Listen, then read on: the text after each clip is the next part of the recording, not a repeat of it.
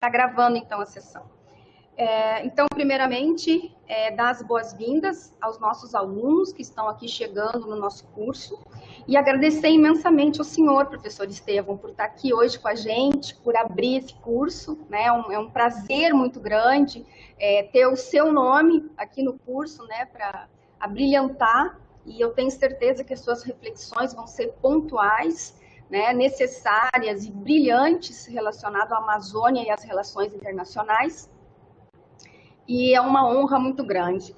E antes de eu falar aqui o seu currículo, isso que ele me deu um currículo resumido, porque senão nós ia falar só do currículo dele hoje aqui.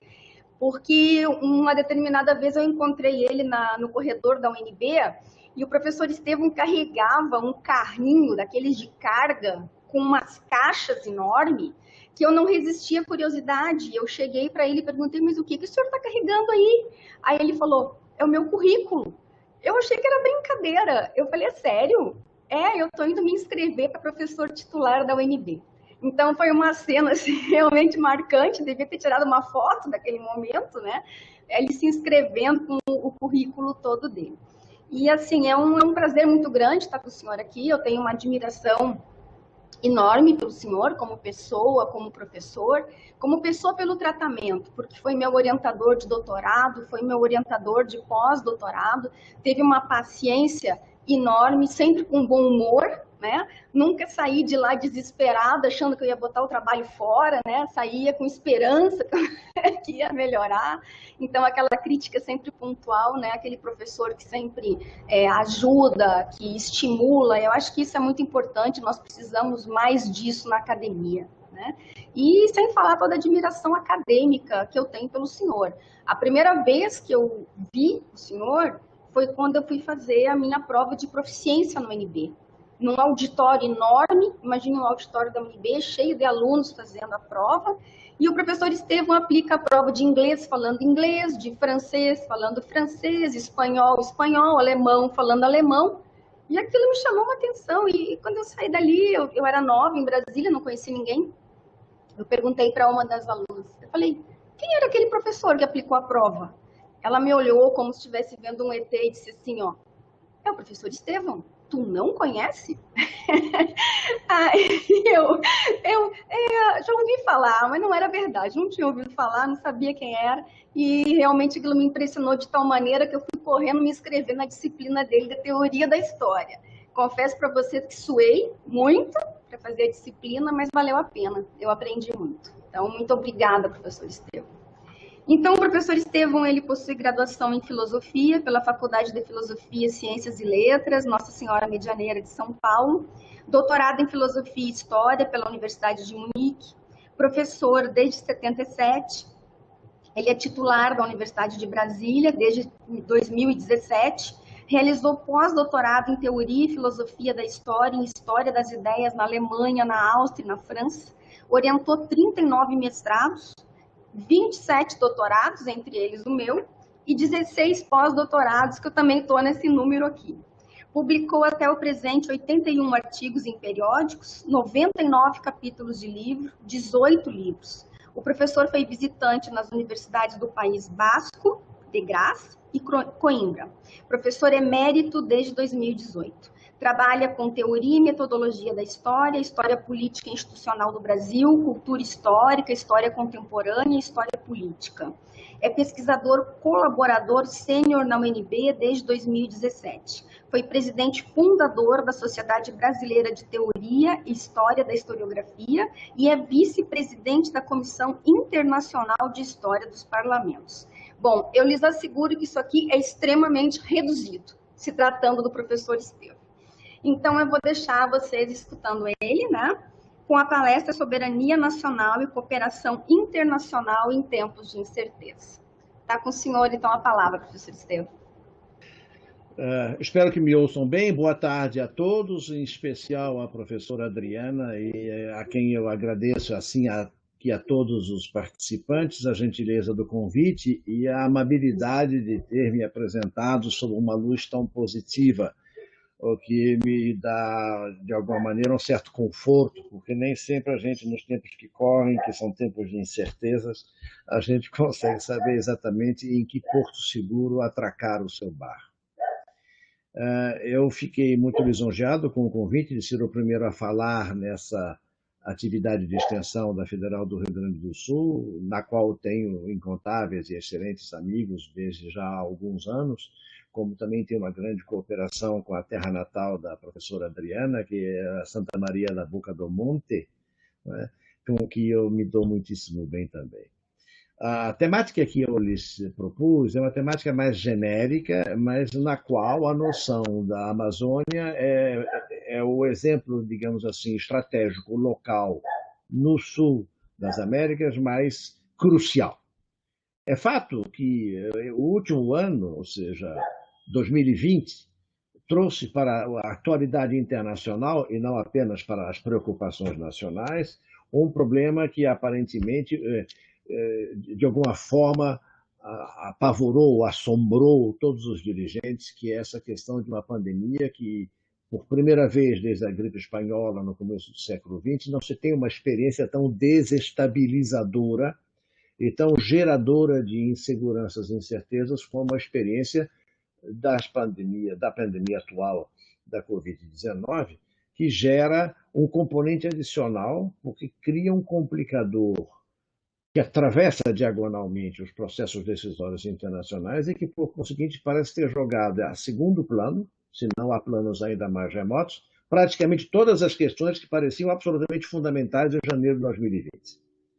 Todo mundo tinha agendas complicadíssimas e, subitamente, o vírus e toda a sua família criou um sistema de insegurança que, inclusive porque se trata de lidar com questões que não são familiares, pelo menos não no modo como o mundo vem tratando as grandes epidemias, como já houve antes.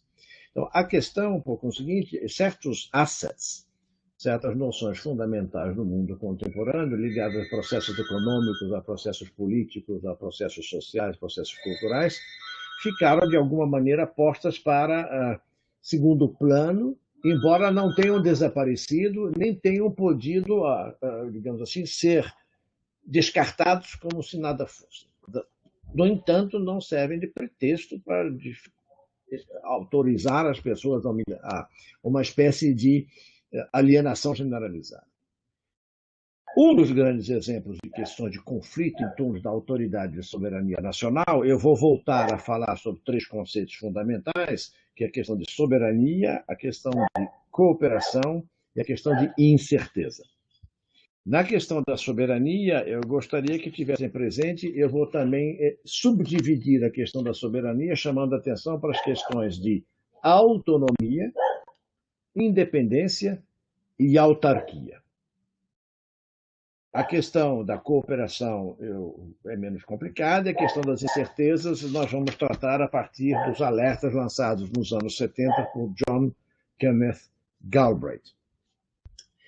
O exemplo que é eixo desse curso e que é um eixo que diz respeito aos interesses nacionais e internacionais contemporâneos, em função do que lá na frente eu vou voltar a lembrar, que é o que parece ser uma consciência internacional de uma ética da responsabilidade compartilhada com respeito aos recursos naturais do mundo, que tanto pode ser a existência de florestas tropicais úmidas, como pode ser a existência de combustíveis fósseis no solo, como pode ser a preservação da fauna marinha e da fauna fluvial em termos de processos de produção, de pesca, de alimentação e assim sucessivamente, são esses grandes trunfos econômicos. Um trunfo econômico fundamental que consta do processo de conexão com o resto das diferentes instâncias decisórias é a Amazônia. A Amazônia não é uma propriedade brasileira só. Embora a maioria territorial da superfície ocupada pela floresta tropical úmida se encontre na planície brasileira, a Amazônia se espalha também para os países vizinhos, ao norte e a oeste, e parcialmente a sudoeste em função da fímbria que no Brasil encosta no Acre e parcialmente em Rondônia. Mas essa área de Amazônia, ela já é, por si só, em termos de repartição de geopolítica, de territorialidade na América do Sul, uma área forçosamente de interesse coletivo internacional. Isso não pode ser esquecido.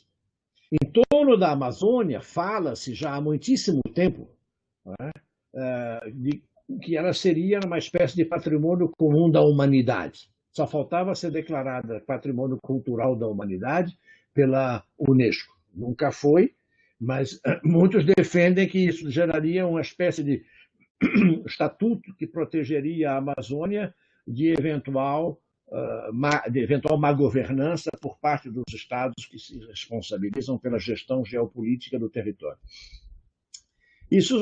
Essa discussão não é nova. Eu me recordo que um senador do Pará, que foi conhecido na política brasileira e chegou a ser ministro da Educação durante um período, chamado Jarbas Passarinho, quando senador, já há muitos anos atrás, no final dos anos 70, começo dos anos 80, participou de uma CPI da Amazônia, justamente em torno dessa questão de saber se a Amazônia podia ser considerada, como já se dizia então, para ser exato, já se diz desde o final da Segunda Guerra Mundial por outras razões, como também se achava que deveria ser dado um estatuto internacional compartilhado para a propriedade dos combustíveis sólidos, sobretudo do petróleo, do qual nós dependemos, diga-se de passagem, até hoje. Mais do que muitos pensariam de que nós dependemos da biodiversidade da Amazônia. Esse mecanismo fez com que, já no final dos anos 70, começo dos anos 80, houvesse um primeiro alerta em que as pessoas encontravam importância em preservar duas grandes coisas. A floresta tropical úmida, por causa do que se chamou, as razões bioquímicas não são forçosamente exatas, o pulmão do mundo, e o estoque de água doce. É um estoque de água doce sem rival no resto do planeta.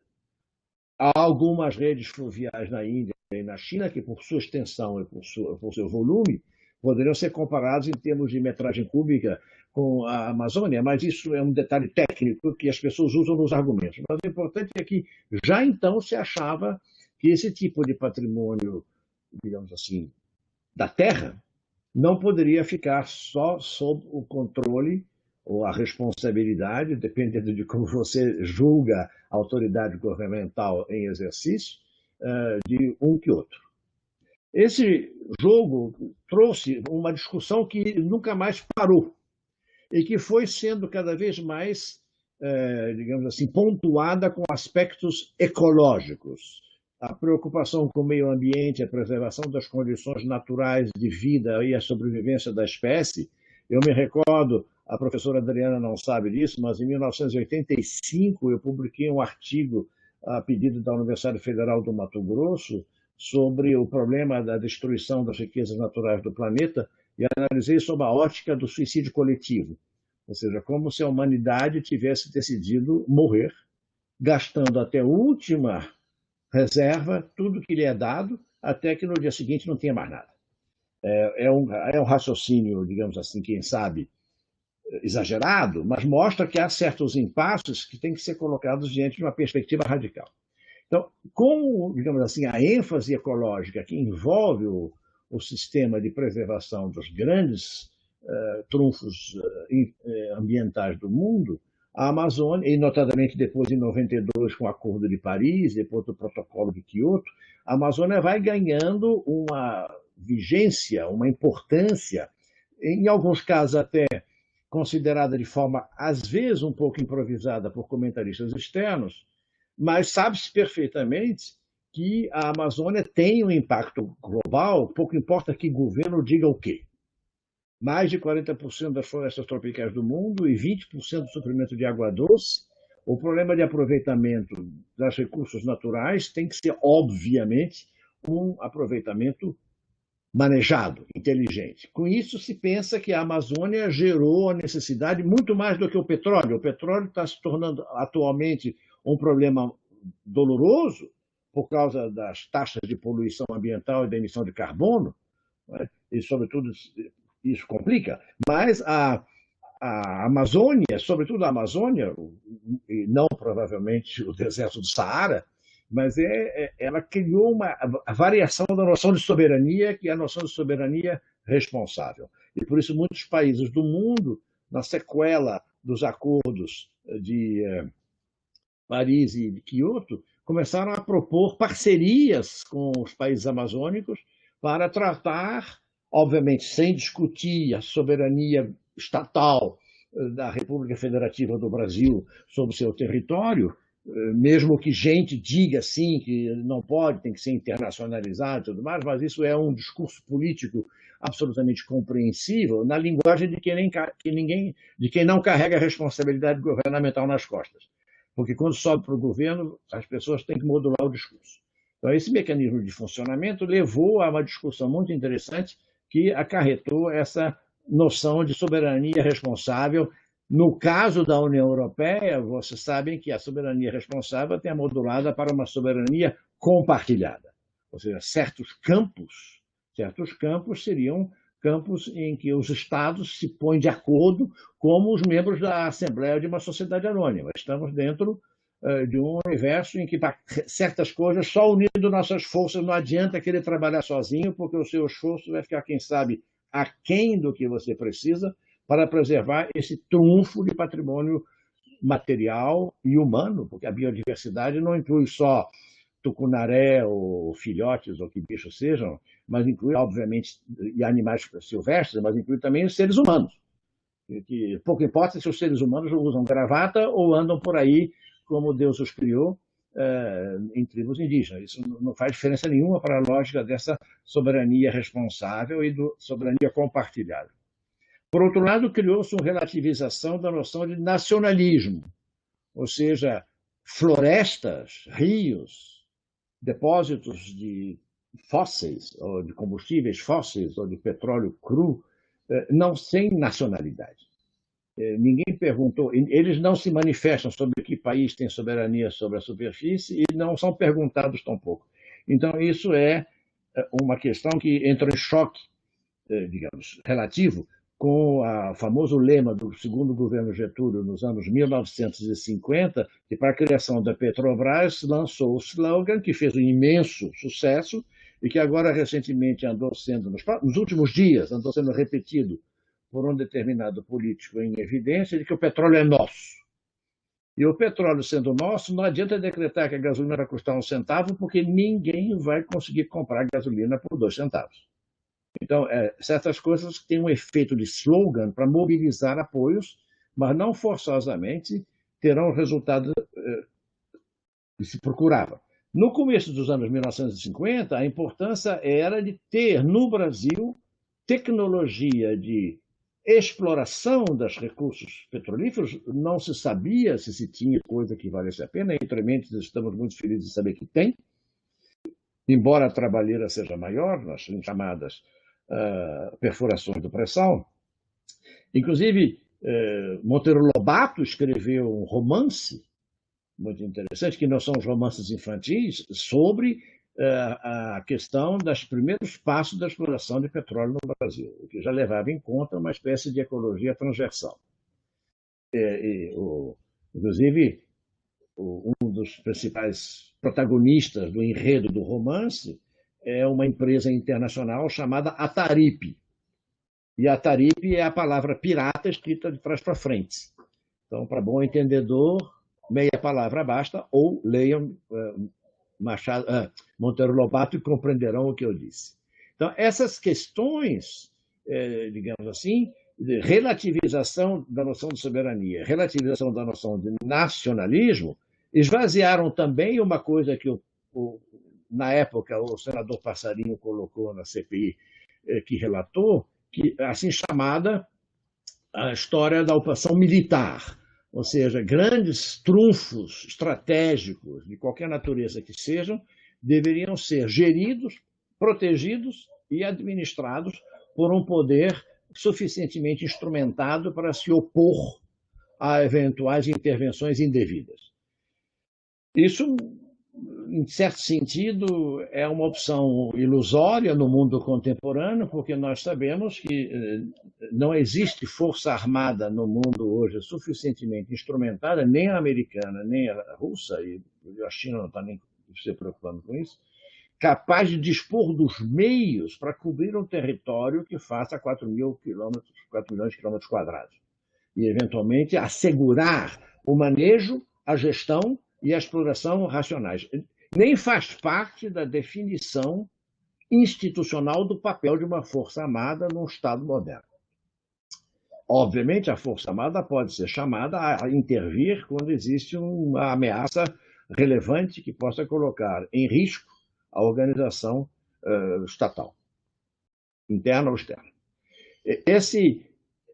A opção, quer dizer, a força armada, o governo político, o governo prefeito, são evidentemente parceiros interessantes. E isso leva, por conseguinte, a uma opção, no caso do sistema de parcerias, o sistema de soberania responsável e parcialmente compartilhada, que é a criação de mecanismos de cooperação. E por isso a cooperação é importante, como o Tratado de Cooperação Amazônica, e depois o fato de que você não tem interesse em entrar em choque com grandes estabelecimentos ou grandes grupos internacionais capazes de viabilizar a exploração ótima dos recursos naturais de onde quer que seja. Por isso, se ter presente que é importante que, ao invés de criar inimigos, ou rivais, ou contendores, ou opositores, às vezes gratuitamente, mais vale você os envolver num mecanismo de coparticipação, seja ele um agente público, seja ele um agente privado, razão pela qual o Acordo de Paris abriu uma porta muito interessante para, digamos, dar uma versão específica para o campo dos recursos, como o caso da Amazônia. Não existe nenhum grande, tirando o petróleo, quanto eu saiba, ou quem sabe as terras raras na China ou na África, não existe nenhum grande reservatório que compreenda um trunfo de recursos naturais tão volumoso num território único, contínuo, como o caso da Amazônia sul-americana. Não há nada análogo pelo resto do mundo. Não se pode comparar com a cultura da savana ou da estepe da África, do sul da África. Há muitas coisas que podem ser comparadas, mas o volume é um volume inédito. Por conseguinte, põe uma tarefa inédita. Então, com isso, eu simplesmente peguei o exemplo da Amazônia para mostrar que, no exemplo da Amazônia, nós podemos lidar com algumas questões que me parecem fundamentais. Primeiro, o fato de que a noção de soberania é herdada de uma lógica política do século XVII. Eu vou lhes falar rapidamente de 3 tratados que começam pela letra V. No século XVII, em 1648, o Tratado de Westfália.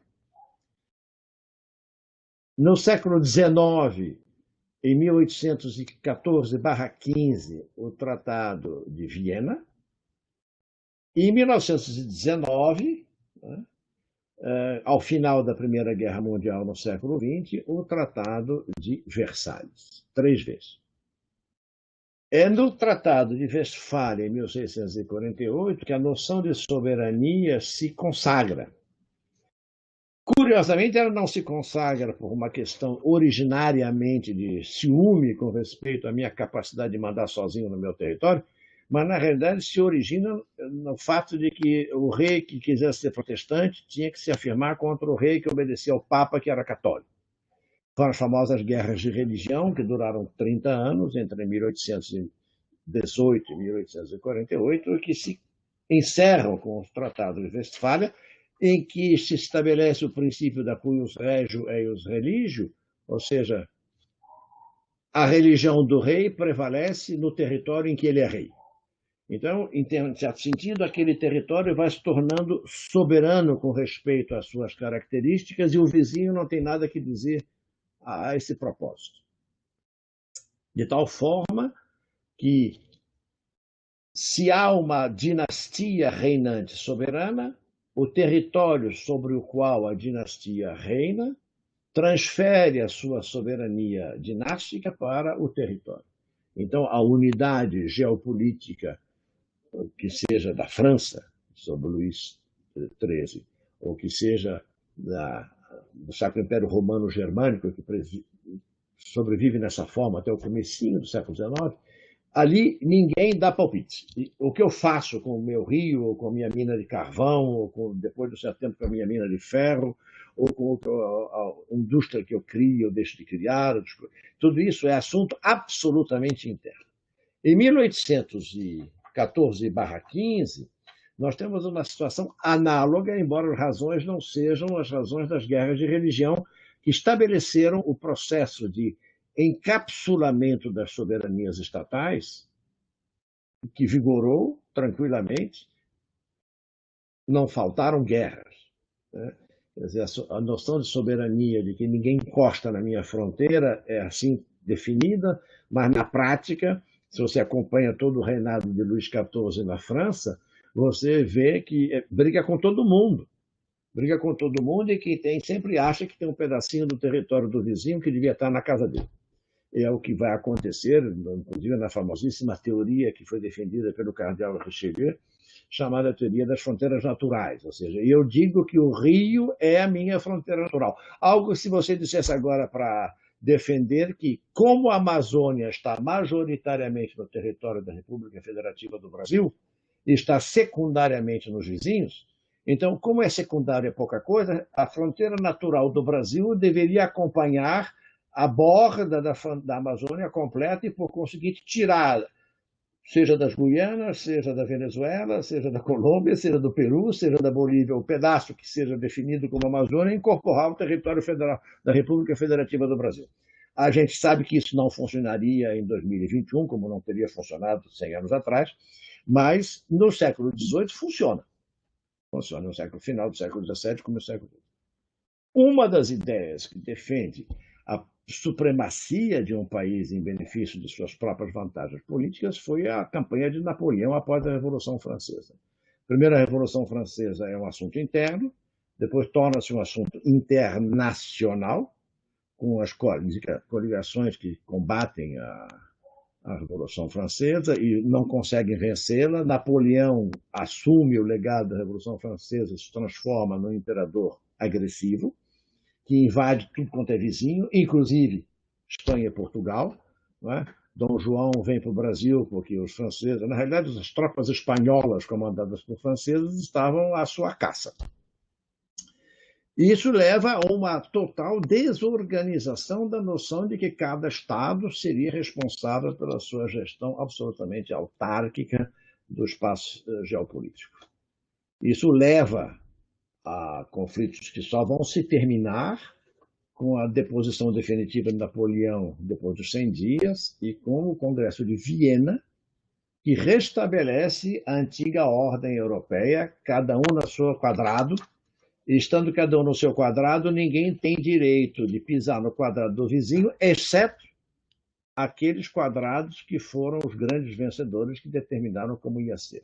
Isso atinge as fronteiras internacionais, tem consequências geopolíticas importantes pelo mundo afora, começa com a derrocada do Império Espanhol, segue-se a perda do Brasil, porque Portugal não perde as demais colônias, em 1822. Então, você repare, o Congresso de Viena restabelece um determinado tipo de ordem, mas não consegue impedir que, nas zonas mais periféricas do poder colonial, os impérios não se desagreguem. Vai demorar para que se desagreguem os impérios holandês, francês e inglês. Isso vai demorar ainda um bocado. Mas o Congresso de Viena criou uma espécie de filhote da noção de soberania. Vistas as circunstâncias modificadas, eu também quero ser soberano. Na América que fala espanhol, a soberania é republicana. Na América que fala português, a soberania é monárquica, pelo menos até 1889. Essa soberania, por conseguinte, parte do pressuposto de que cada unidade geopolítica do mundo seria autônoma, ou seja, ela deveria ser capaz de atender absolutamente a todas as suas necessidades de qualquer tipo que seja, econômica, política, militar, educacional, independente, ou seja, ela não tem que dar satisfações a nenhum tipo de metrópole, de nenhuma forma, sob pretexto algum, e autárquica. Ou seja, ela tem que ser capaz de dispor em suas próprias fronteiras, no interior de seu território, da totalidade dos bens e serviços de que ela necessita. E durante muito tempo, do Congresso de Viena para frente, essa busca dominou mediante os processos que nós chamamos de consolidação e centralização dos poderes nacionais na Europa e pelo mundo afora. E que contraria, evidentemente, a presença de atores externos que são considerados como invasores da autonomia, da independência e da autarquia desses países. Nós ouvimos agora, mais recentemente, por causa da crise da produção de insumos para a fabricação de vacinas que combatam o vírus da Covid-19, eu ouvi inúmeras vezes ao longo desse ano que acaba de passar, discursos de gestores políticos dizendo que nós temos que ser capazes de voltar a fabricar no nosso território tudo aquilo de que a gente precisa.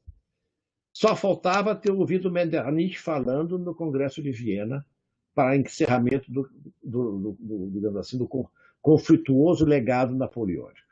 O raciocínio é muito parecido, porque retoma uma ideia de que cada país poderia ser uma ilha absolutamente autossuficiente. É isso que combinaria autonomia com independência e autarquia. Só que a Primeira Guerra Mundial desmonta isso. Ou você não faz bala suficiente, ou não produz pólvora suficiente, ou não produz aço suficiente, você não tem arsenais que consigam produzir navios suficientes ou fábricas de aviões suficientes. Então você começa gradualmente a ter um mínimo de cooperação internacional forçada e não mais a grande concorrência desenfreada que havia, nós chamamos isso naquele momento entre 1880 e 1915, de corrida armamentista, mas não é só o problema de saber quem é que tem o navio mais que desloque maior calado ou que tem um poder de fogo mais violento, na realidade era para saber o quanto eu serei capaz de fazer que os outros entendam que se me provocarem eu sou mais forte, eu vou acabar com eles. Então esse é um mecanismo que eu chamo o mecanismo da bravata, que fala-se muito, mas na hora do vamos ver, gerou o problema da experiência da Primeira Guerra Mundial, que desestruturou os mecanismos de autossuficiência centralizados em nações que seriam autárquicas porque independentes, e independentes porque totalmente autossuficientes. Isso, em termos internacionais de hoje, é uma ilusão absoluta, embora haja muita gente que continue falando como se fosse possível transformar cada país numa ilha absolutamente isolada do resto. Não se consegue isso, por mais que alguns pretendam que seja viável, não há nem mesmo capacidade instalada de você transformar certos territórios em autarquias autossuficientes. Você não dispõe em todo mundo uma diversidade territorial e econômica, em termos de produtos, e agrícolas também, do tamanho de uma Rússia, dos Estados Unidos, do Brasil ou de uma China. Tem as condições climáticas, todas essas questões fazem com que certas ilusões políticas não sejam viáveis, você não pode imaginar. Por conseguinte, entre as duas guerras mundiais, as ideias não caminham muito, a gente sabe que a Sociedade das Nações é um projeto que foi apresentado, mas foi capengando. A democracia sofre ataques extremamente virulentos por parte de políticos que vamos classificar de uma forma bastante genérica. Nós chamamos hoje todos de fascistas, entre 1920 e 1939, que dominam a cena política e que se consideram todos autônomos, independentes, autárquicos e autossuficientes. O que, obviamente, como a Segunda Guerra demonstrou, não é verdade. Não foi e não é verdade. Vem a Segunda Guerra Mundial e a experiência grande foi o seguinte: o mundo está de novo todo desorganizado e não temos meios suficientes para reorganizá-lo, cada um por si. Porque cada um por si, a união genérica da miséria não faz riqueza. Então, isso levou a um repensamento de certas iniciativas que tinham fracassado em termos de aproximação de uma cooperação internacional que anos depois vai ser chamada de globalização. Começa com as famosas multinacionais, depois a internacionalização da economia, A internacionalização da moeda já aconteceu desde o acordo de Bretton Woods, porque é o primeiro acordo formal que trata da indexação da moeda, por conseguinte, transforma o dólar em valor de referência de transações internacionais incontornável, até hoje, diga-se de passagem, malgrado todas as dificuldades que o dólar carrega consigo, mas o que acaba se chamando de globalização, ou seja, em termos práticos, não importa o que é fabricado onde, e o que é produzido onde, e o serviço que é prestado onde, desde que ele atenda a projetos estratégicos que cada um desses países, porque as fronteiras não foram abolidas, exceto na União Europeia em boa parte, né, que atenda às suas necessidades. Então, ou seja, pega o exemplo, não falo agora da madeira, porque a indústria moveleira inglesa foi fortemente alimentada com a madeira da Indonésia e das Filipinas e depois da Amazônia. Até que um belo dia deram um freio de arrumação, mas o estrago estava feito, porque certas madeiras levavam dezenas, se não, em alguns casos, algumas centenas de anos para chegar no tamanho necessário para ser aproveitado. E nós não estamos mais falando de um mundo que constrói navios de madeira, porque a escala da construção dos navios de madeira nunca representou uma ameaça para a cobertura florestal do planeta, nos respectivos séculos. Foi depois que houve um crescimento em escala do consumo de certos bens. Vou voltar para um exemplo de agora. Um dos grandes assets hoje é a soja. É soja não apenas para alimentação animal, mas para alimentação humana. Então, certas regiões do mundo têm um consumo de soja muito superior àquele que, se o seu território produz, é capaz de produzir. É o caso da China. E é o caso, em parte, dos Estados Unidos, que consome mais soja do que produz, embora seja um dos grandes produtores de soja do mundo. E o Brasil, que tem grande capacidade de produção de soja, mas não consome tudo. Então, se você abrisse mão de uma responsabilidade coletiva, pelo exercício compartilhado da soberania sobre bens como esse, você provavelmente iria criar um colapso no mecanismo de trocas de produtos e serviços mundial. É o caso que diz respeito à biodiversidade da Amazônia, com respeito a fármacos, com respeito a animais silvestres, com respeito a produtos de natureza alimentar, que são, mesmo que nós quiséssemos, possivelmente, pelo que eu já pude ler, o brasileiro não conseguiria consumir tudo. Então, interessa ao brasileiro ter um manejo compartilhado, devidamente negociado desses bens, porque tem coisas que o Brasil não consegue produzir ou não na condição de que ele precisa. E você pode fazer um sistema de trocas que isso foi chamado de maneira extremamente global, extremamente genérica de globalização. Só que, obviamente, nós não vivemos um mundo ideal. No mundo ideal, todo mundo seria absolutamente igual. Logo adiante eu vou lhes dar o exemplo da ONU, que seria uma espécie de grande foro internacional de negociações estratégicas importantes, que tem um desequilíbrio interno absolutamente incontornável até hoje. Há pelo menos 30 anos que se fala de reformar e ninguém consegue reformar, que é o fato de que o Conselho de Segurança da ONU, que no fundo é a pentarquia que domina, é de membros permanentes, eternos. Há membros provisórios, que têm mandato, mas China, Rússia, Estados Unidos, França e Grã-Bretanha são inamovíveis. E, por mais que se tenha pensado em eventualmente mexer nisso, essa inamovibilidade ninguém quer mexer. Fala-se que sim, mas os outros todos votantes na Assembleia Geral da ONU, são quase 200 atualmente, podem até votar o que bem entendam, que se porventura contrariar essa relação assimétrica nessa globalização política que a ONU representa, que é a existência do Conselho de Segurança com 5 membros permanentes, inamovíveis, você pode ter, lá sei eu, 193 votos de um jeito e os outros 5 são suficientes para impedir que isso funcione. Aliás, basta um dos outros 5 para impedir ou para bloquear o sistema. Então, essa globalização econômico-financeira foi fortemente impactada, muito recentemente, por um gigante que aparece nas relações internacionais, que é a China, que não tem a menor preocupação com a Amazônia brasileira, pelo menos até o presente momento, nenhum sinal político internacional por parte do governo chinês tenha se manifestado tão preocupado com a Amazônia como outros grupos, seja na Europa, seja nos Estados Unidos. Embora eu creia que a Europa tenha uma versão um bocadinho mais altruísta, quem sabe até um pouco utópica, os Estados Unidos têm uma versão marcadamente egocêntrica e egoística, que interessa porque tem grandes vantagens econômicas e querem ter prioridade e exclusividade nas relações comerciais. Enquanto que a Europa tem, quer dizer, muitos atores europeus têm uma dimensão mais altruística, que foi, por exemplo, a criação com o Fundo Soberano da Noruega, com a participação da Alemanha e de alguns outros países, do Fundo de Apoio a medidas brasileiras de preservação da Amazônia. Então, havia uma espécie de protocolo de cooperação entre o Brasil e esses financiadores europeus, mas os financiadores europeus não vinham com uma cartilha.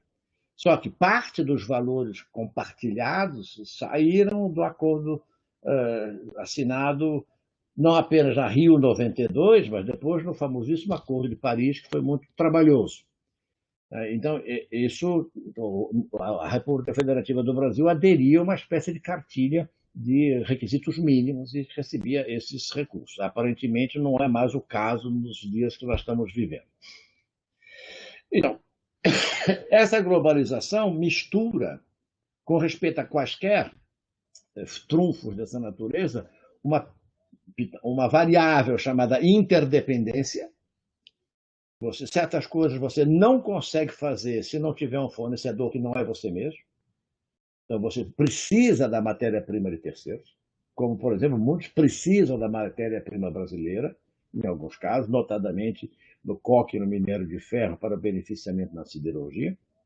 E outros, você tem a relação de concorrência, ou seja, quem pode ter efetivamente peso suficiente com esses parceiros internacionais para fazer valer os seus argumentos. Então, você tem autonomia, independência, autarquia, que estão hoje interconectados no universo global. Você não tem como dizer o contrário, é óbvio. O fato de que haja quem diga o contrário são pessoas, regra geral, que não estão sabendo o que falam. Seja aqui, seja nos Estados Unidos, seja na Alemanha, seja na África, pessoas minimamente informadas sabem que há essa interconexão hoje em dia e que não adianta dizer que não. Todo mundo fala, por exemplo, você lembra agora das últimas falas, até os insumos, os fármacos para a multiplicação do número de doses de uma vacina contra a Covid até vieram, mas não temos garantias de que nós possamos dispor de seringas e agulhas em número suficiente para administrar pelo menos as 6 agulhas necessárias para poder usar cada frasco de vacina, no caso seja da Coronavac, seja da AstraZeneca, seja da Janssen e assim por diante. Porque tem que usar uma seringa com agulha por indivíduo. Então são 6. Aí você procura saber, e você descobre que você é um grande interdependente mundial com respeito ao fabricante, que, no caso, para variar, é a China, que dispõe de um estoque de fabricação de seringas, só que imenso, só que você tem que chegar primeiro, porque na noção de interdependência vai junto à noção de concorrência, porque os outros estão lá também buscando isso. Isso é uma lei econômica banalíssima, que todos os grandes economistas do século XX já mencionaram, Paul Samuelson, Keynes, Schumpeter e o famosíssimo John Kenneth Galbraith, que eu vou mais adiante voltar a explicar por que eu vou fazer até uma recomendação, se puderem ver. Então, dada essa circunstância, ou seja, por mais que eu queira, eu não dou conta de cuidar da Amazônia sozinho. Eu posso até fincar a pé que nem garoto teimoso no recreio, no intervalo das aulas, na escola primária, finca o pé, bate com o pé na areia do campo de futebol e diz: ninguém joga a bola em minha. Mas aí também não tem gol. Então, aparece além então, da equação interdependência-concorrência, a equação complementaridade-rivalidade. Ou seja, e aqui o exemplo maior em benefício da complementaridade, é o exemplo da história da lenta, gradual e segura integração europeia que começou em 1900 acho que começa com a criação do Benelux em 1947, mas vamos pegar com o Tratado de Roma em 1958, embora o discurso de Robert Schuman tenha sido em 1952, justamente para dizer que o rio Reno, entre a França e a Alemanha, que já tinha sido em torno do qual objeto das piores e dolorosas e sanguinolentas crises internacionais, era, na realidade, agora um traço de união. Então, Alemanha, França, Itália, Bélgica, Holanda e Luxemburgo criam o que hoje nós conhecemos como União Europeia, que vinha mais ou menos de vento em popa, até que bateu num recife chamado Brexit, que a Grã-Bretanha, a Grã-Bretanha entrou na União Europeia meio de marcha ré e passou o tempo todo engatando primeira para ver se ia embora. Conseguiu.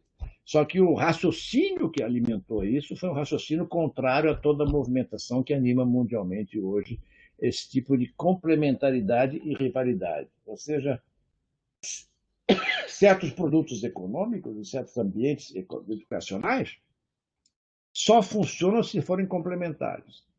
Ou seja, antes de 1975, o Brasil não tinha um plano nacional de pós-graduação. Então, ele precisava, ao invés de considerar os países do mundo afora como seus rivais e ficar com inveja de que lá tinha pós-graduação e tinha bons doutorados e tudo mais, foi feita uma decisão política do Estado brasileiro. Não preciso lembrar que em 1975 nós estamos no governo Geisel, de criar o primeiro Plano Nacional de Pós-Graduação, que era para viabilizar com recursos do Estado a formação de professores que fossem fazer os seus doutorados, em alguns casos até um mestrado no exterior. Isso faz com que se reconheceu que não havia um choque de rivalidade com vizinhos ou com países do outro lado, e que a complementaridade fazia com que você oferisse vantagens em fazer uma gestão compartilhada do território, o manejo ambiental ou o que for. Isso leva, por conseguinte, a uma espécie de subproduto, ou seja, autonomia, independência, autarquia, autossuficiência no mundo globalizado, financeiramente não tem escolha.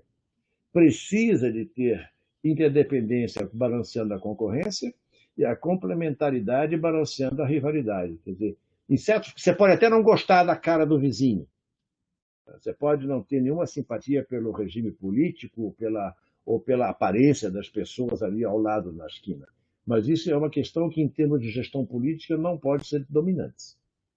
Já deu muito errado no passado, que são todos os tipos de discriminação, xenofobia e racismo. Isso aterrissa no universo em que, em tese, a cooperação internacional poderia ser extremamente proveitosa, que é a pesquisa, o desenvolvimento e a transferência de tecnologia.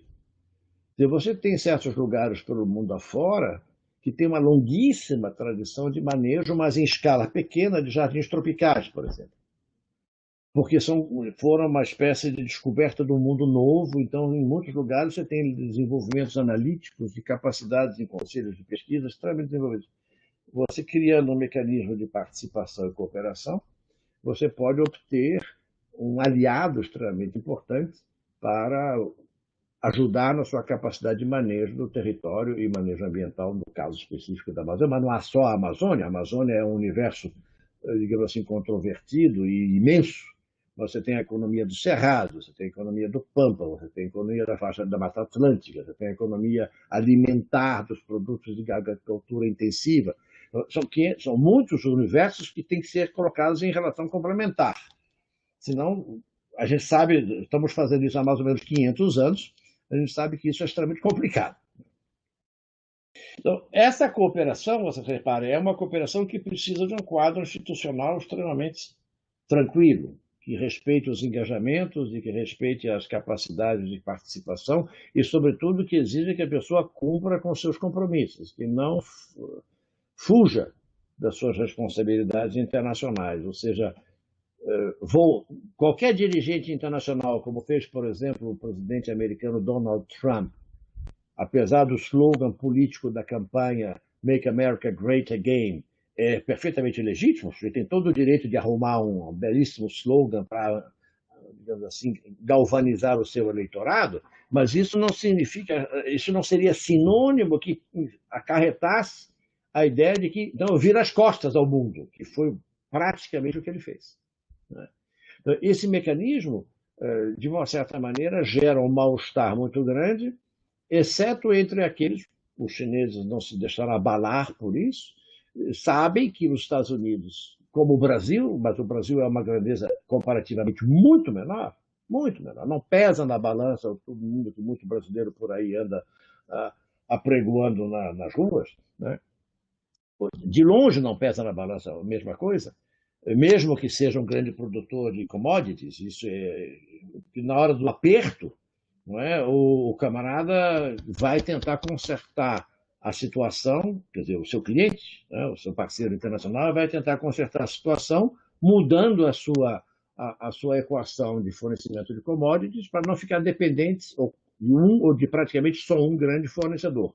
Vale, por exemplo, para o minério de ferro, como vale para a soja, até vale para uma coisa tão simples como o suco concentrado de laranja, que nós sabemos é uma commodity brasileira há cerca de meio século. Surpreende, mas é assim. E assim vai por inúmeras outras coisas. Então, isso faz com que a cooperação internacional ela seja frágil por dois aspectos. O aspecto depende, de certa maneira, do ambiente político interno.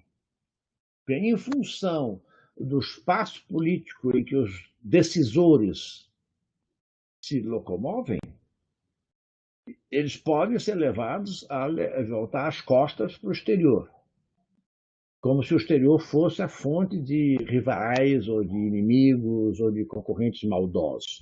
E, infelizmente, é a situação atual do Brasil.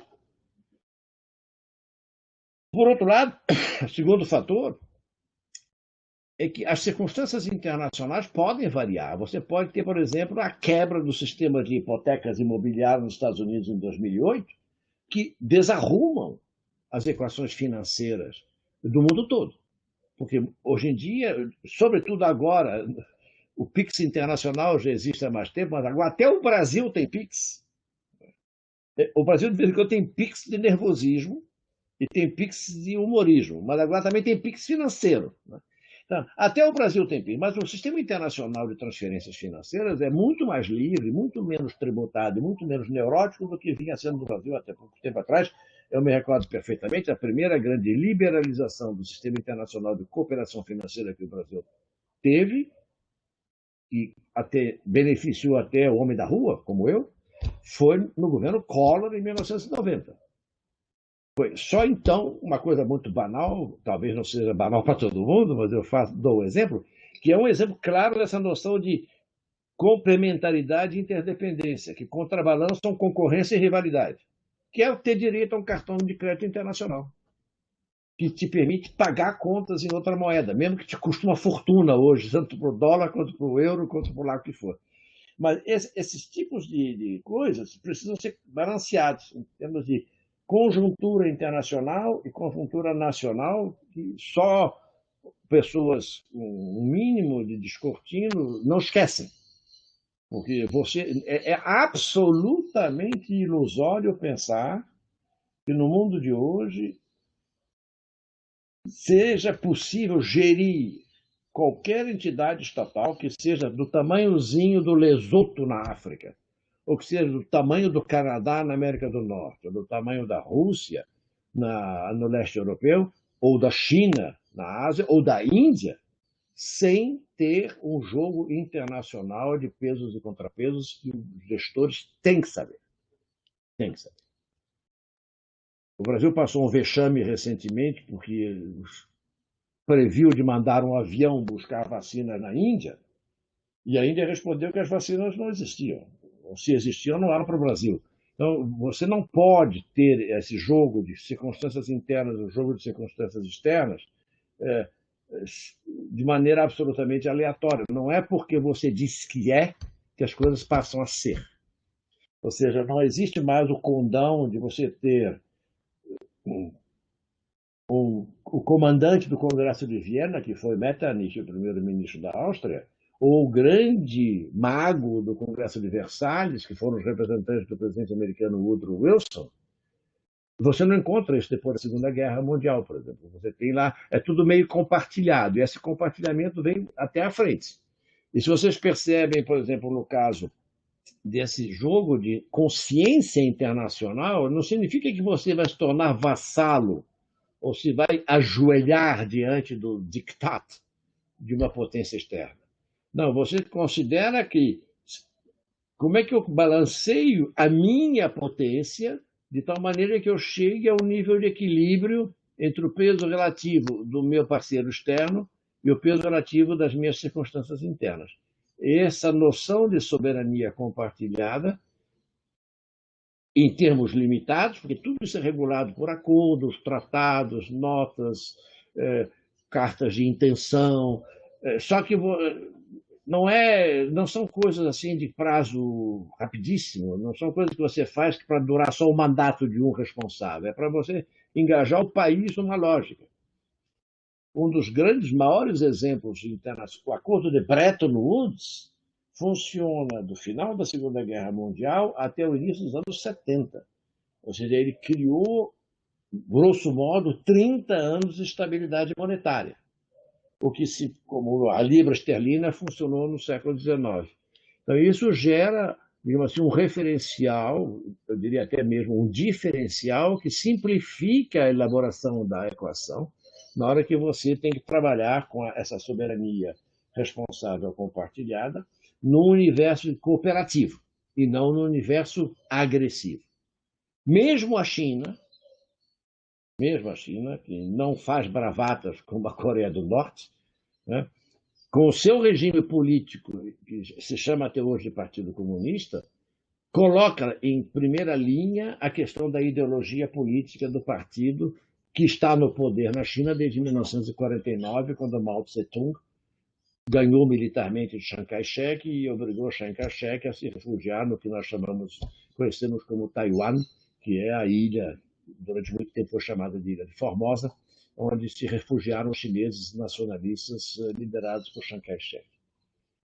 Então, até Mao Tse-tung, a China tinha uma atitude apostólica, ou seja, eu tenho que fazer propaganda da ideologia que vai salvar o planeta, a galáxia, o universo, desde todo sempre, para toda a eternidade.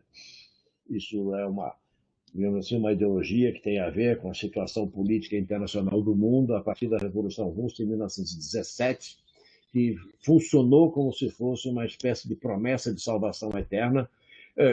Tem gente que acredita nessa promessa, como tem gente que acredita em 500 mil outros tipos de promessas. Nesse aspecto, eu não faço diferença entre messianismo político e messianismo religioso. Mas isso é um item à parte. Quando Deng Xiaoping entra no lugar de Mao Tse-tung, ele percebe que ele já sabia disso antes, mas só que nunca deixaram ele fazer nada. Ele primeiro tem que fazer um expurgo político, afastando os herdeiros de Mao, expurgo que dá certo, e ele retoma o controle das condições internas da China para ter latitude para mudar a posição da China no mundo. Uma das primeiras coisas que decorre dessa mudança de perspectiva, que veio já antes mesmo de haver uma mudança de liderança na China, é o fato de que, depois da reconciliação dos Estados Unidos, porque perderam a guerra do Vietnã, mas então tiveram que fazer as pazes com Pequim, foi tirar a China nacionalista, que ocupava a vaga da China no Conselho de Segurança da ONU, e botar a China comunista, ou a China popular, que é o termo formal. Sem que ninguém dissesse um ai. Os que disseram ai não foram ouvidos, e se foram ouvidos não foram escutados, e se foram escutados foram descartados. Então, isso muda completamente em meados dos anos 70 o peso relativo das circunstâncias externas para todos nós e como sinal da mudança das circunstâncias externas para a China. De lá para cá, a China se transformou. Eu imagino que muitos de vocês tenham a idade dessa nova China. Mudou da água para o vinho a situação política, não, mas econômica, sim. Econômica, comercial, industrial, financeira. Na época das crises do petróleo, os grandes investidores mundiais que reinjetaram dinheiro nas economias ocidentais, sobretudo, foram os donos do petróleo. Os Emirados Árabes Unidos, a Arábia Saudita, mas de 1990 e 95 para cá, quem injeta dinheiro na economia mundial é a China. Porque ela fabrica a preços irrisórios o que o mundo inteiro precisa. Por isso trouxe agora essa noção de que, quem sabe, nós devêssemos todos recuperar a nossa autarquia, fazer tudo dentro de casa, que assim você não precisa falar com ninguém. Não depende da China, não depende da África do Sul, não depende do Brasil, não depende dos Estados Unidos, não depende da França, da Alemanha, e assim por diante. Não sei. A minha profunda convicção é que isso não funciona. Então, sobretudo não para grandes trunfos ecossistêmicos como o caso da Amazônia. Não precisa discutir a soberania sobre o território, tem que discutir a inteligência compartilhada da soberania responsável. E isso vem acompanhado por uma espécie de defesa da noção de ética. Ou seja, há valores que decorrem das declarações universais de direitos humanos, que estão devidamente consagrados, pelo menos no papel, no nosso caso específico, desde 1948, que serviriam de parâmetro diretriz, né, para você ter, digamos assim, um quadro de referências de valores que orientariam essas negociações, essas tratativas de soberania compartilhada responsável. Agora, se coloca essas regras e no dia seguinte você vê um drone mandando bombardear uma aldeia na Síria em que morrem 300 civis, um drone não tripulado, você se pergunta, porque isso acontece toda hora, você se pergunta como é que isso funciona. Aí alguma coisa que não está batendo certo. Mas, infelizmente, certas coisas não batem certo na realidade humana e política desde há muitíssimo tempo. Desde há muitíssimo tempo. Então, é um pouco como se você... eu não digo que seja... É como se fosse uma tarefa de Sísifo. Você rola morro acima a pedra, quando você acha que chegou no topo, a pedra escapa da sua mão e rola morro abaixo, e você tem que descer o morro para voltar a levantar a pedra de novo. E nós estamos vivendo, no presente momento, uma situação parecida com essa. Ou seja, há um estoque de incertezas absolutamente monumental acumulado que nos preocupa. As incertezas de ontem, atualmente, parecem absolutamente infantis diante das incertezas atuais, porque o mecanismo de comprometimento sanitário de tantas pessoas ao mesmo tempo e a necessidade de isolar muitas mais gerou uma experiência inédita nos últimos 100 anos, praticamente. Quer dizer, durante as guerras, você não sai de casa porque tem receio de levar um tiro, mas fica em casa pedindo a Deus que não caia uma bomba na sua casa. Assim foi em Londres, assim foi em Berlim, assim foi em muitíssimos outros, como é hoje na Síria, ainda, já foi em muitos outros lugares, no conflito entre as Farc e as forças regulares na Colômbia, muitíssimas pessoas viviam sempre com o coração na boca. Então, essas são incertezas somadas. E essas incertezas somadas são gravissimamente complicadas para você entender como é complicada a montagem da equação entre complementaridade e interdependência no universo em que ninguém abre mão do seu quadrado. Então, a relação ética, moral dos valores é entender que os quadrados juntos formam um tabuleiro. E sem o tabuleiro montado não há jogo. Você não pode colocar peça nenhuma para ir ou para vir, nem no xadrez, nem nas damas, nem no gamão. Você precisa. O estar em seu quadrado não significa transformar esse quadrado numa trincheira de extermínio do outro. O que frequentemente, infelizmente, a gente ouve em certos discursos, sobretudo nos discursos políticos mais recentes, que valorizaram a extrema política direita de muitos países, e que partem da noção, que me parece totalmente ilusória, de que eles serão cedo ou tarde, novamente, autarquia autossuficiente incontornável. Eu não posso impedir que os sujeitos digam isso. Nem acho que alguém deva lançar a mão de uma espécie de tribunal da Inquisição para se auto-arvorar em juiz do mundo. Mas eu considero essa uma ilusão triste, porque ela acarreta problemas gravíssimos para as pessoas em todos os níveis do mundo. E isso me parece extremamente complicado. Ao pensar sobre essas incertezas, não é, eu pensei em dois autores, mas acabei me concentrando em Galbraith. O primeiro autor em que eu pensei, na realidade, foi Eric Hobsbawm, que falou do século XX como era dos extremos. Ou seja, entre 1914 e 1991, já é um século XX curto, que se marca com o início da Primeira Guerra Mundial e se terminaria com a queda do Muro de Berlim. Ambos os casos mudaram totalmente a natureza do tabuleiro internacional. Mas eu acabei ficando com Galbraith, porque hoje em dia, por mais que a gente brigue, a gente encontre os conflitos na Líbia e em N outros lugares, o terrorismo internacional ficou, desculpem, na realidade é uma forma bastante pouco precisa de dizer, virou fichinha se você compara a desgraça que a pandemia provoca. E você não encontra, por exemplo, nenhum tipo de noticiário que indique um recrudescimento das ações políticas de terroristas de todos os formatos. Né?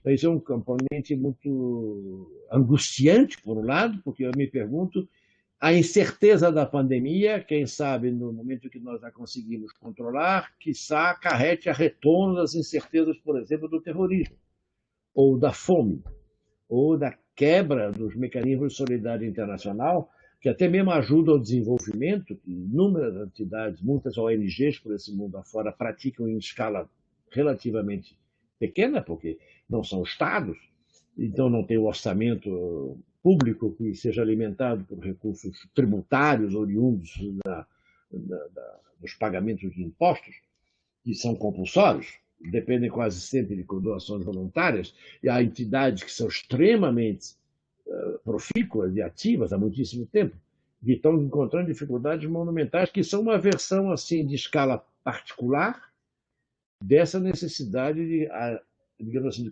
combinar a dimensão interna com a dimensão externa para ajudar, por exemplo, perfuração de poços de água na África, nas regiões em que a seca é muito forte, que também se fez e se faz, ou espero que continuem fazendo, no Nordeste brasileiro, por causa do caráter endêmico da seca. E assim, ou o problema de aproveitamento da economia de escala doméstica ou pequena nas populações ribeirinhas da Amazônia, que precisam tanto de apoio com respeito à produção dos seus produtos, sejam animais, sejam vegetais, como também precisam de apoio para o transporte fluvial de muitas mercadorias, muitos produtos, para poder chegar aos centros consumidores ou exportadores. A logística é muito complicada. Então, eu acabei ficando com o John Kenneth Galbraith. Galbraith escreveu muito, ele viveu 97 anos, nasceu em 1908 e morreu em 2006. Hobsbawm nasceu em 1917 e morreu em 2012, então os dois viveram o mesmo século, né? Então tiveram que lidar com os mesmos tipos de preocupação. Como é que eu entendo essa equação complicada da soberania e da cooperação? E ele é um dos maiores representantes do liberalismo americano, embora ele tenha nascido no Canadá. Então ele nasceu cidadão britânico. Não havia ainda nacionalidade canadense quando ele nasceu, em 1908. E ele, em 1977, ou seja, tinha 69 anos de idade, ele escreveu para a BBC e para uma série de outros canais americanos de rádio e televisão uma série chamada A Era das Incertezas. E essa Era das Incertezas foi publicada, foram 15 episódios do seriado, e também saiu um livro que foi publicado no Brasil em português pela editora Pioneira, nem sei se a editora ainda existe, para uma informação inútil, eu tenho aqui na minha biblioteca, mas que foi marcante. Foi o ano em que eu comecei a trabalhar na UNB, foram 15 episódios marcantes, eu suponho, mas eu não tive tempo de checar se o arquivo da BBC permite acessar, ou se pode comprar em DVD. E o livro, bom, atualmente as edições que eu conheço possivelmente estejam esgotadas, teria que dar uma olhadinha. Mas a Era das Incertezas, The Age of Uncertainty, né, em 77. E isso marcou muito, porque naquele momento a discussão que envolvia a questão do mundo era o choque do petróleo que tinha acontecido em 73 e que, de alguma maneira, desestruturou radicalmente os sistemas produtivos. Pela primeira vez na história, houve um encarecimento brutal do barril de petróleo, e muito superior ao que é hoje. Está todo mundo reclamando que o preço da gasolina subiu pela enésima vez desde o 1º de janeiro, mas, em parte, a culpa é do Brasil, porque o real está muito baixo na cotação do câmbio internacional e o petróleo internacional sobe de preço. Então, na hora que você faz a conta, o petróleo refinado que você acaba importando, porque o Brasil não importa a quantidade de combustível refinado que consome, você acaba pagando um spread ao seu fornecedor. Né? E não adianta dar murro na mesa nem pisar no chão duro, porque o fornecedor diz, você não quer, eu vendo para outro. Mas em 73 parou tudo.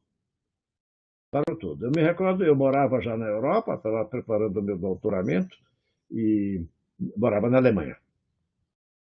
E um determinado dia eu estava visitando uma família amiga no norte da Alemanha e eles disseram, vamos passar o fim de semana na casa da filha da família no sul da Alemanha.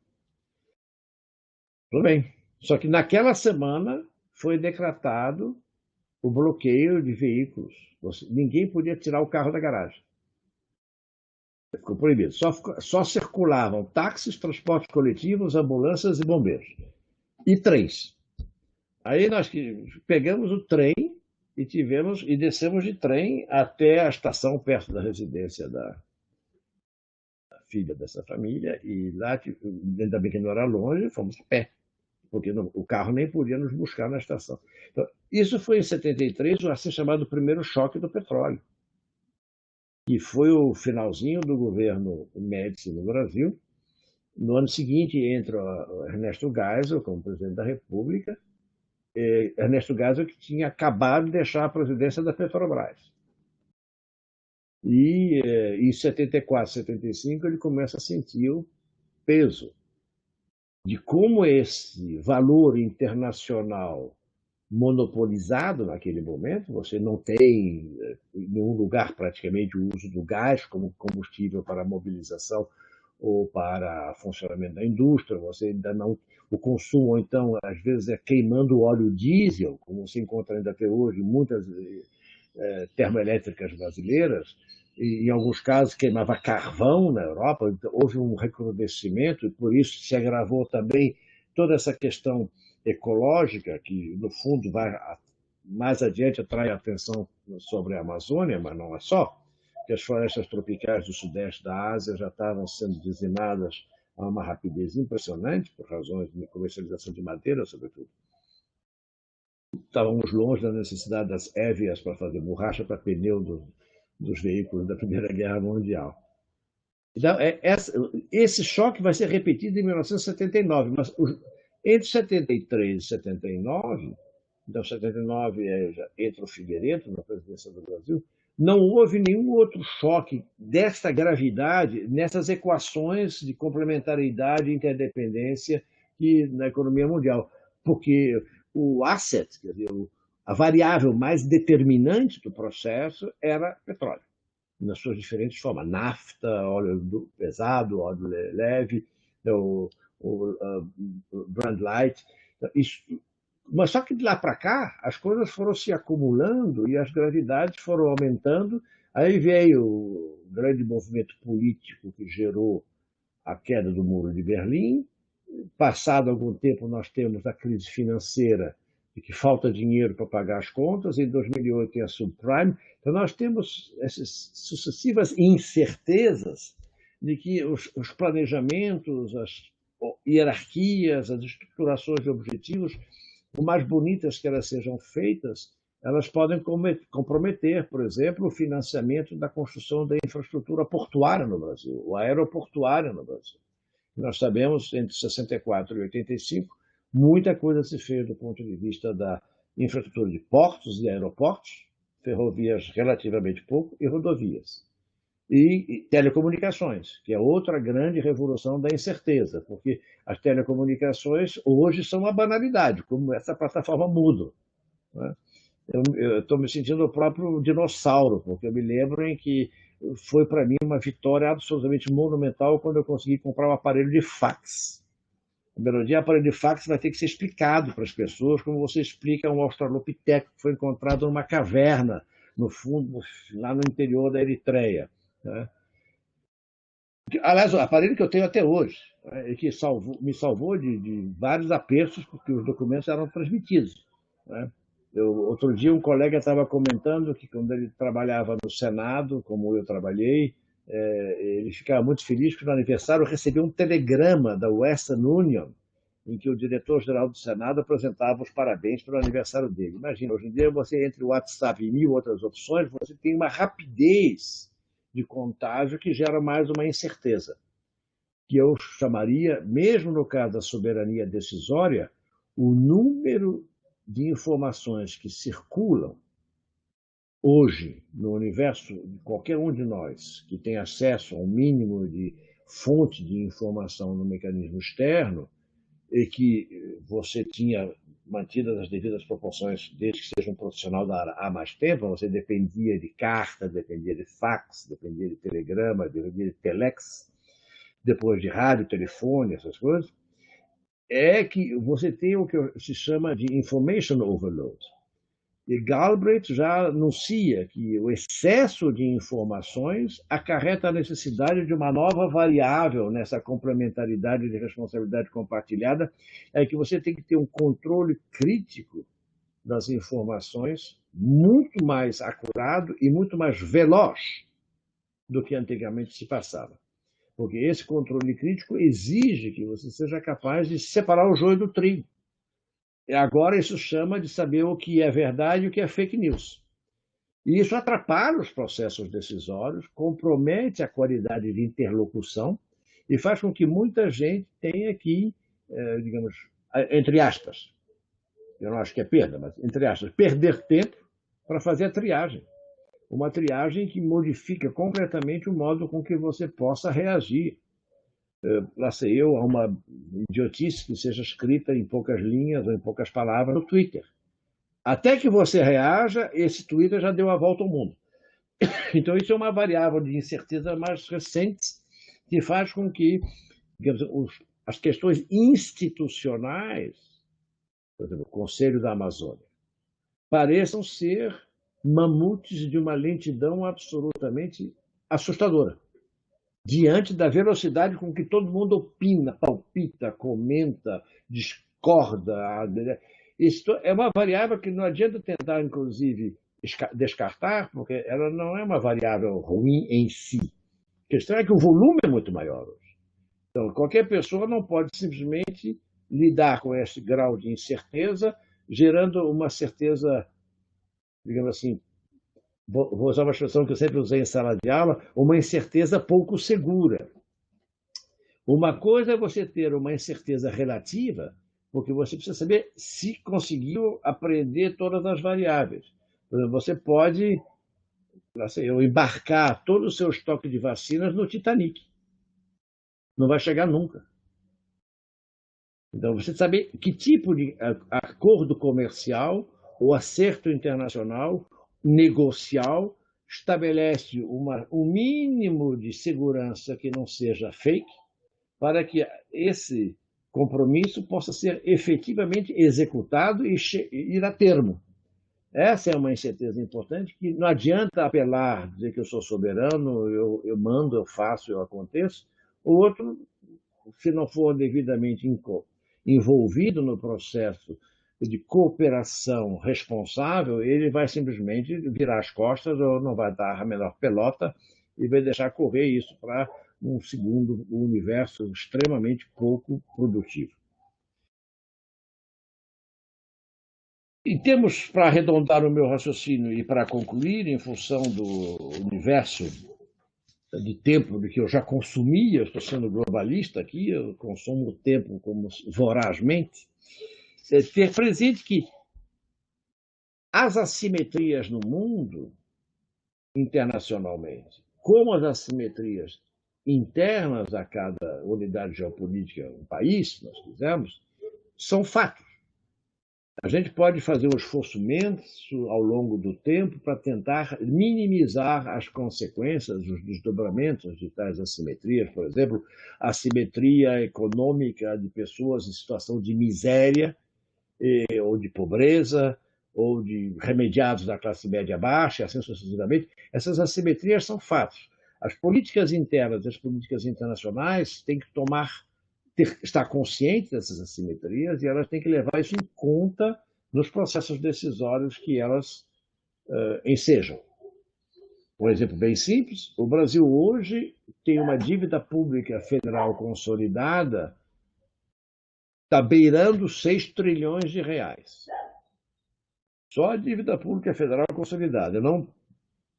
Nesse caso, não se fala do aval que a União dá a estados e municípios para operações financeiras. O déficit brasileiro, em termos financeiros, para fazer funcionar a máquina pública, isso significa para fazer funcionar a escola da esquina, o hospital do bairro, a universidade da cidade, ou pagar os investimentos para que ferrovias sejam construídas, barragens sejam elevadas, eletricidade seja produzida e distribuída e assim por diante. O déficit é crônico. O Brasil é deficitário desde 22 de abril de 1500. Mesmo que a entidade política tenha achado, nunca houve uma única vez em que o Brasil, esta unidade política que nós somos hoje, tenha tido qualquer dinheirinho sobrando. Então, hoje, com esses quase 6 trilhões de reais, a informação do Banco Central de 1º de março, eu fiz a conta, uma conta arredondada, dividindo por 210 milhões de pessoas residindo no Brasil, significa do bebezinho ao ancião que, graças a Deus, recebeu a vacina contra a Covid nesses dias, dá, em termos globais, cerca de 26 mil reais de dívida por cabeça. Ou seja, eu tenho uma amiga cujo netinho nasceu agora, o netinho já nasceu devendo 26 mil. E um senhor que tem 100 anos de idade, que venceu a Covid e acabou vacinado, também está devendo 26 mil porque mora no Brasil. Então, isso pesa nos processos decisórios, porque você precisa levar em conta que a massa financeira internacional hoje é, na realidade, de muito dinheiro que não compra grande coisa, né? É tudo um jogo de grandes negociações. E essa é uma variável que eu não mencionei em detalhe, mas ela é fundamental. Retomo o exemplo que eu dei no início, com isso eu encerro, ou seja, os fundos internacionais de solidariedade financeira para uma gestão de soberania responsável compartilhada do espaço amazônico brasileiro, seja o espaço amazônico tropical úmido, seja o espaço da Amazônia legal, que inclui, por conseguinte, áreas de cerrado e de planalto, e de planície, em certos casos, é um belo exemplo de como você pode contornar o déficit crônico, porque os Estados Unidos têm um déficit pior que o nosso, não nego, mas é um déficit crônico que faz com que os gestores, por mais bem intencionados que possam ser, não têm liberdade total para fazer políticas suficientemente consistentes que sobrevivam a esse tipo de situação. Então, ficam aqui essas minhas reflexões, e eu espero que ensejem outras reflexões por parte dos participantes, e dou aqui o meu agradecimento reiterado a todos pela atenção. Obrigada, professor Estevão, pela sua brilhante palestra. Com certeza enriqueceu muito e vai guiar as próximas palestras que vão vir com temas bem mais específicos, né? E aqui eu já ia abrir para as perguntas e o Max Miller já fez a primeira. Então, ele está perguntando pelo papel dos militares na Amazônia. Gente, quem quiser fazer pergunta, vocês, por favor, podem abrir o microfone, tá? Não precisa escrever. Vocês podem abrir se quiserem, fiquem à vontade. Então, ele está pedindo pelo papel dos militares na Amazônia. A noção de soberania deles é funcional? Normalmente, a corporação militar em todos os países costuma pensar-se como uma espécie de tutora da nacionalidade e, por conseguinte, defensora e protetora da integridade do exercício pleno da soberania sobre o território. É lógico que seja assim, porque Forças Armadas sempre foram criadas para isso. As Forças Armadas profissionais, de passagem, não existiam antes do século XIX. Você tinha, digamos assim, organizações militares que eram financiadas por seus patronos e que funcionavam à medida que houvesse uma guerra, você contratava mercenários. Então, porque o volume de combatentes próprios muitas vezes não bastava ou morriam na primeira leva. Então, as Forças Armadas foram, digamos assim, profissionalizadas ao longo do século XIX, junto com a noção de concentração, centralização e estabilização do Estado-nação. Então, é muito normal que a ideologia de um militar, não importa a arma, está imbuída de uma vontade de ser o guardião da integridade do território nacional. Então, no caso da Amazônia, eu creio que todo o preparo dos oficiais, sobretudo das pessoas que fazem as escolas de comando do Estado-Maior e que frequentam eventualmente a Escola Superior de Guerra, eles são, digamos assim, informados, treinados, ensinados e educados a pensar que eles têm uma responsabilidade de preservação da integridade nacional, que normalmente é calculada em base a um eventual conflito armado que possa acontecer, tem que ir para a linha de frente para defender o meu território, e também tem uma indução, que eu diria, funcional, às vezes a função do militar é de proteger o espaço territorial sobre o qual o país exerce a soberania, vale para o território da Amazônia e vale também para uma corporação que, infelizmente, o Brasil praticamente não tem, porque a Marinha não dá conta, que é a Guarda Costeira. O Brasil não tem uma corporação específica para tomar conta de um litoral do tamanho que nós temos. Então, nesse aspecto, você tem, digamos assim, me parece intrínseco à natureza de uma força militar estar imbuída da sua missão de proteção do território. E, obviamente, no caso específico aqui, você tem um interesse em que uma das versões pelas quais essa missão parece estar na primeira vista, não é o fato de que a Amazônia é um imenso espaço, entre aspas, vazio, não é? Que tem fronteiras quilométricas com regiões muito pouco controladas e que não tem só o problema de saber se alguém vai vir lá roubar a madeira, mas tem o problema do tráfico de pessoas e do tráfico de entorpecentes, do tráfico de armas, que acontece na fronteira seca e na fronteira fluvial. As polícias militares ou as polícias civis, eu não quero levantar aqui nenhuma suspeita maior, mas vamos ficar simplesmente dizendo, não dão conta do recado, e se não é a guarnição das Forças Armadas instalada, você não tem, às vezes, olho nenhum sobre lugar nenhum. Isso me faz pensar que não fosse o engajamento dos militares, o famosíssimo projeto Sivan, que a cobertura por radar da Amazônia não teria acontecido. Foi no governo, se eu não me engano, ainda no governo Sarney, que o projeto Sivan foi aprovado no Congresso Nacional. Eu trabalhava no Senado, participei da sessão em que o projeto Sivan foi votado, e é um elemento estratégico. Ali não importa se é o azul anil, ou se é o branco de um cisne, ou se é o verde de uma azeitona, o que importa é a responsabilidade coletiva pelo engajamento de proteção do bem comum. Que haja quem ache que com isso ele pode subir em cima de um elefante como Aníbal e tentar atravessar e invadir o resto do mundo, achando que isso basta como justificativa, também existe. É bem típico dos clubes militares, um dos discursos mais inflamados, isso acontece. Mas não é só lá que isso acontece. Acontece também hoje em dia em qualquer foro eletrônico. Mas eu vejo que sim, é intrínseco. Seria desvirtuar a natureza da Força Armada, tirar-lhe a responsabilidade de proteção do território. Ok. Mais alguma pergunta? Vocês gostariam de perguntar? Por favor, fiquem à vontade. E aqui, só para comentar alguma coisa sobre essa questão que o Max Miller coloca, né? Essa questão da soberania da Amazônia, ela vai estar muito presente no governo militar, porque a Amazônia ela tem alguns momentos históricos que ela entra em voga.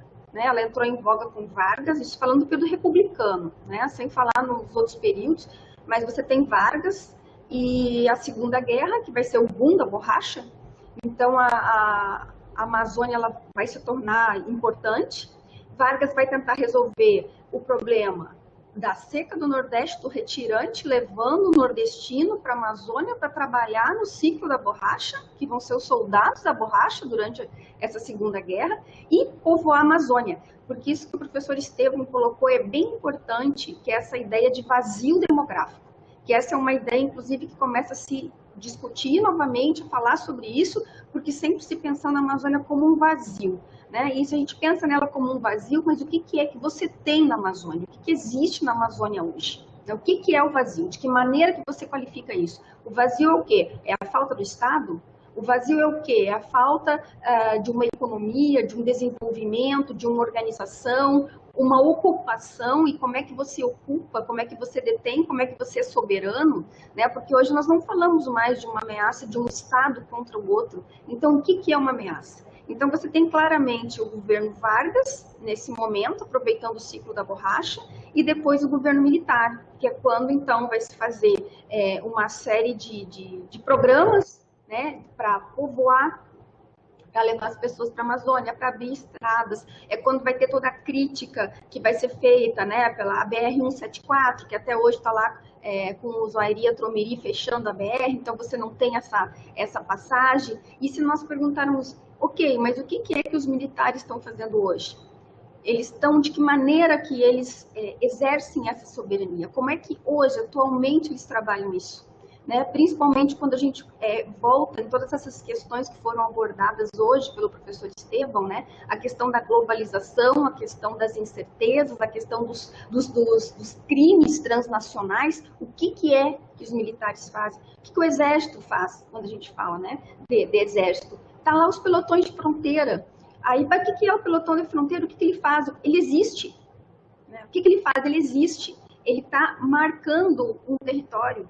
E aí você entra em alguns pelotões, tem alguns pelotões que são muito tranquilos, que você tem acesso. Agora tem outros que você só vai ter acesso via avião da Força Aérea. Se o avião da Força Aérea não for lá, não tem comida. Se o avião da Força Aérea não for lá, ninguém chega, ninguém sai, não tem remédio, não tem nada. Porque são completamente isolados. O que eles fazem lá?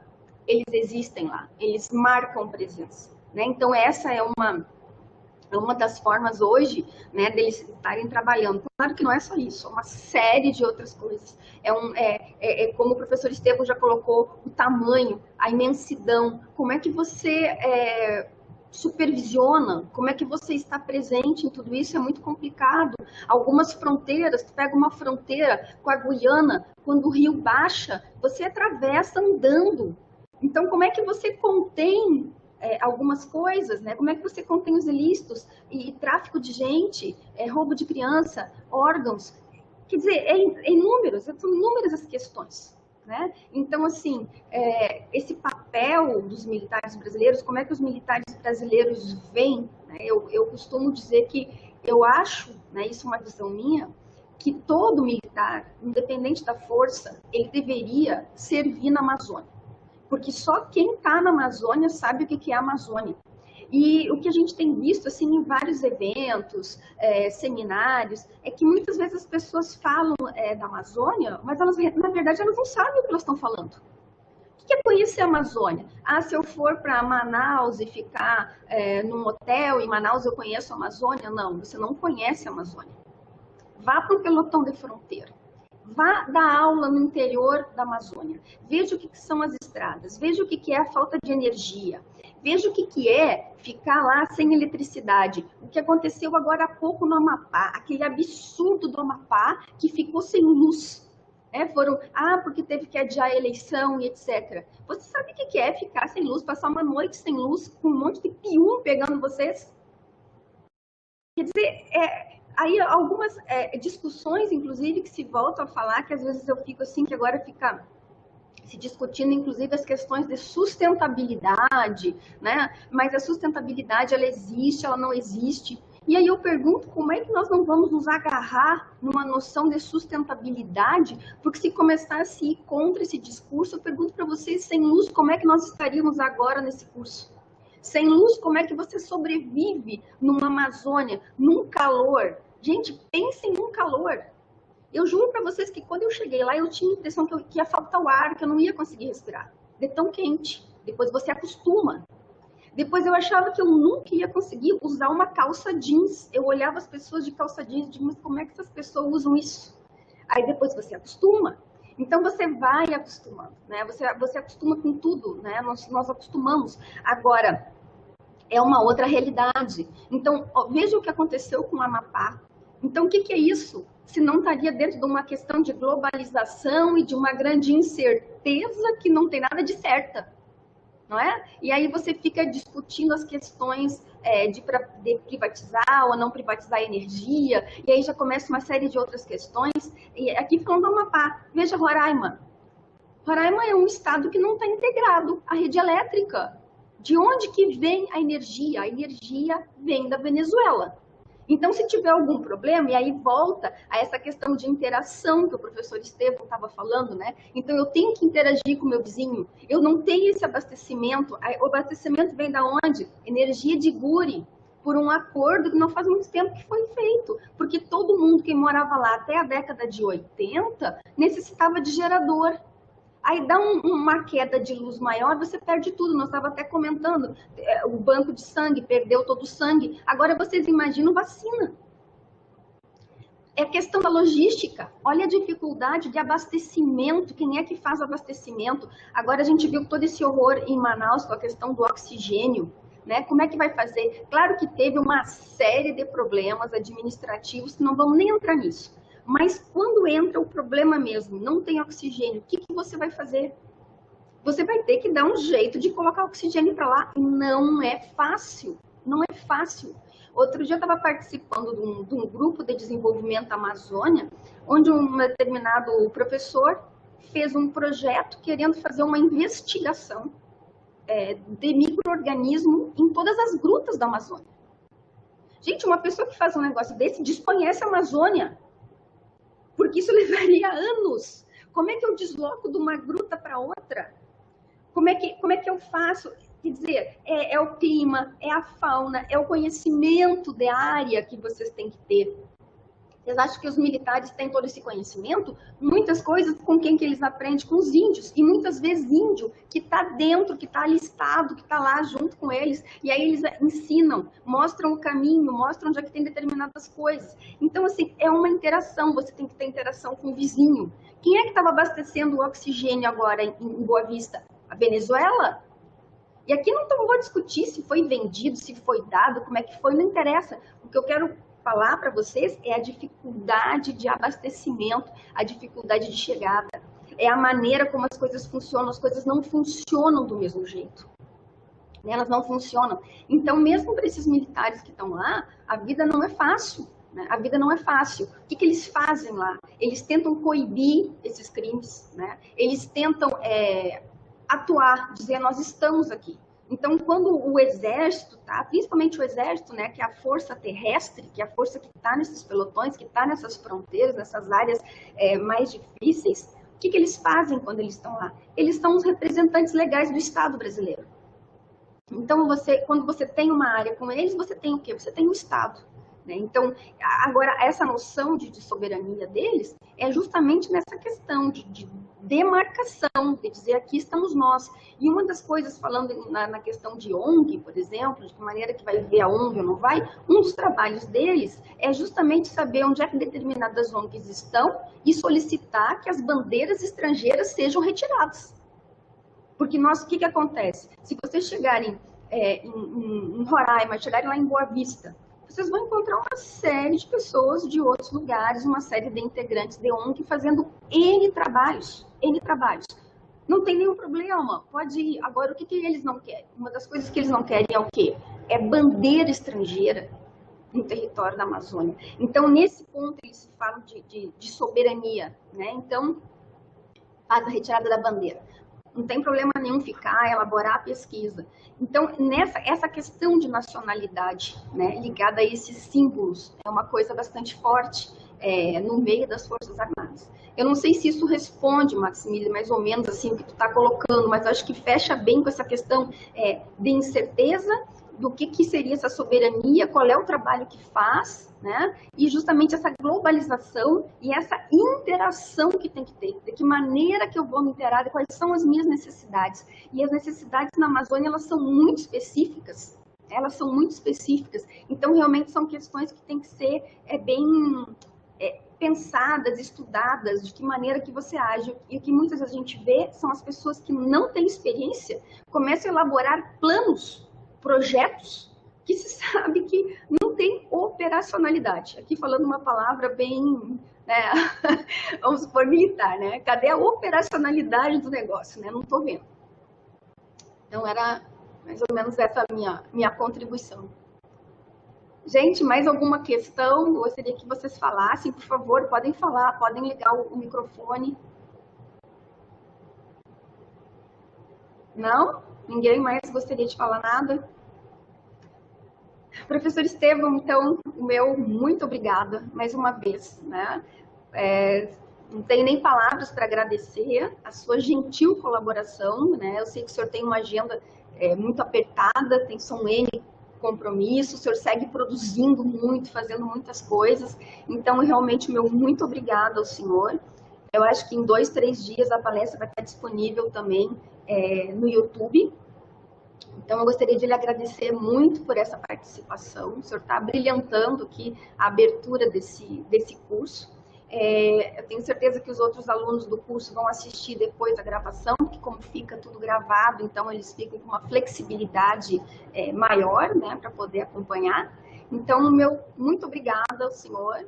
E convidar, se o senhor quiser assistir as próximas palestras, vai seguir inscrito na nossa página, é só vir e acessar a sala. Muito obrigado, foi uma honra e um prazer, não apenas de poder dialogar com os participantes, como também de revê-la e agradecer pela amabilidade com que me distinguiu esse velhinho aposentado e trabalhar dobrado pelo fato de estar aposentado, acho que arrumaram mais serviço para mim. Mas isso é bom porque me mantém pedalando, senão a bicicleta cai. Que é isso. Tá certo, professor. Muito obrigada. Gente, muito obrigada. Uma boa semana. E na semana que vem, então, eu vou estar conversando com vocês sobre arte indígena e cultura amazônica e vamos estar tratando desse assunto nas relações internacionais. Então, nós vamos falar de diplomacia cultural, de imperialismo cultural, vamos falar um pouco mais sobre a produção na Amazônia. Obrigada.